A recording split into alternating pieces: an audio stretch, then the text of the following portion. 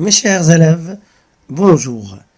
Dans cette vidéo, on va entamer un nouveau chapitre qui s'intitule l'analyse d'exploitation. Ce chapitre va être traité en 3 vidéos. La première sera dédiée pour l'étude de la variabilité des charges et des produits. Et par la suite, on va voir 2 autres vidéos.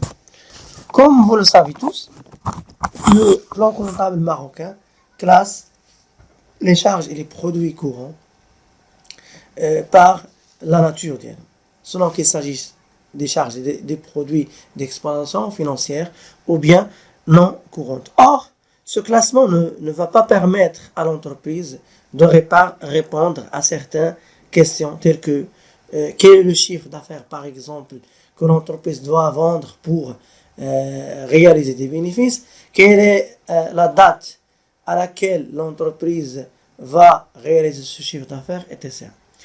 C'est pour cela, comme solution, il faut classer et analyser les charges selon leur degré de variabilité. C'est-à-dire en fonction de l'évolution de ces charges avec le niveau de production ou le chiffre d'affaires. Pour étudier ça, on va partir d'un exemple de l'entreprise Mike qui fabrique des chaussettes en coton et on dispose des informations ci-après concernant cette entreprise. Donc pour produire, on dessine 4 niveaux, 0 chaussettes, 250 chaussettes fabriquées, 500 et 750. Pour produire ces 4 niveaux, donc on a besoin de ces charges. Matières premières, charges de personnel, loyer. Et on va répondre à l'ensemble de ces questions.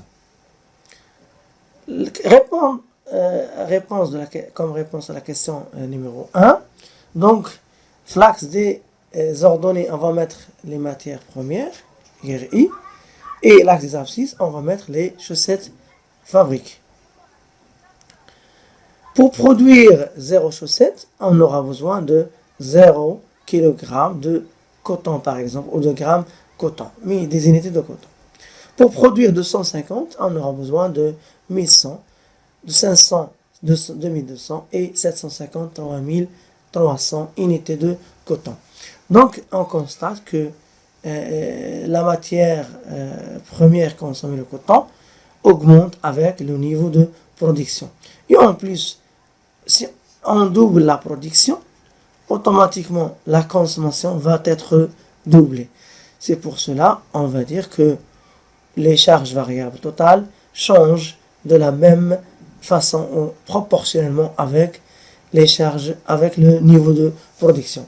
Ces charges s'appellent les charges variables ou opérationnelles.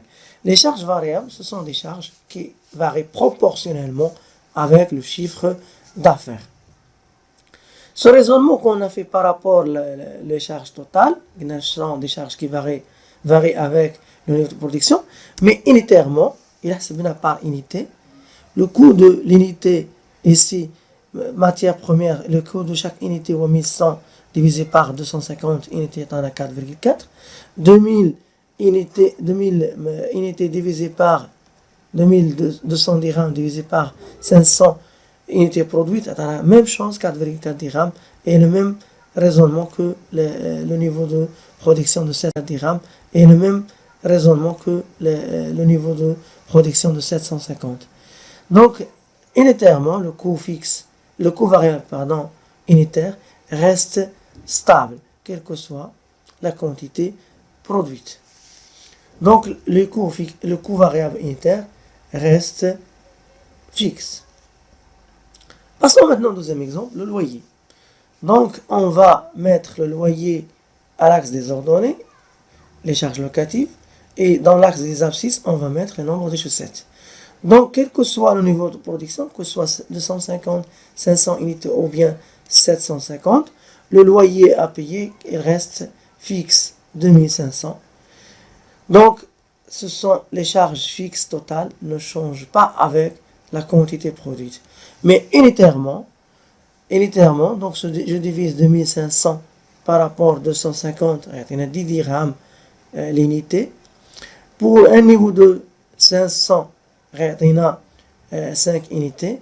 Et pour un niveau de 750, on a 3,33. Donc, vous voyez ici que plus le niveau de production augmente, plus le coût fixe unitaire diminue.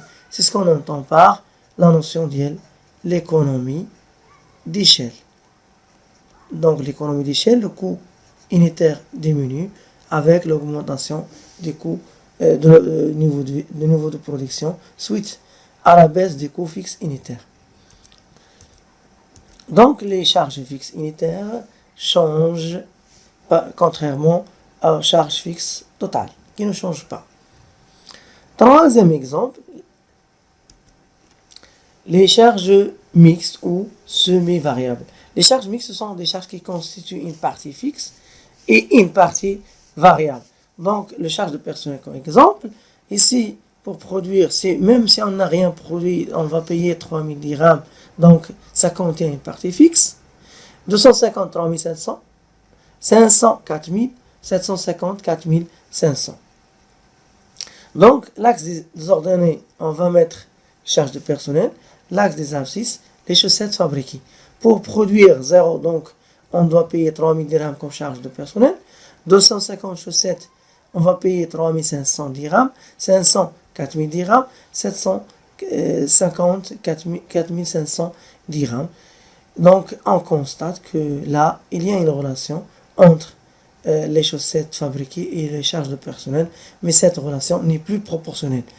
Dans la mesure, mais même si on a doublé la production, les charges de personnel consommées, mais le double. C'est pourquoi il y a une proportionnalité, il y a les deux. Exemple de ces charges, le salaire d'un commercial, par exemple, qui toucherait un salaire plus de commission en fonction du chiffre d'affaires qu'il apporte à l'entreprise. Il y a le salaire qui convient la partie fixe, plus les primes, des parties variables.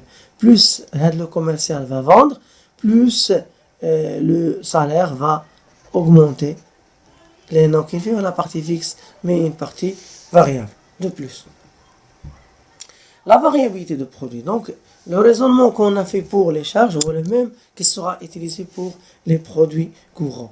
Les produits courants, donc on va distinguer entre le chiffre d'affaires net, autrement dit les ventes de l'entreprise, les ventes de biens et services, et les ventes de biens et services, et les ventes de marchandises moins les rabais, remises, restaurants accordés, et les autres charges et les autres produits courants qui à leur tour se subdivisent en autres produits courants variables, comme exemple la variation de stock, les revenus des titres de participation qui sont des produits variables.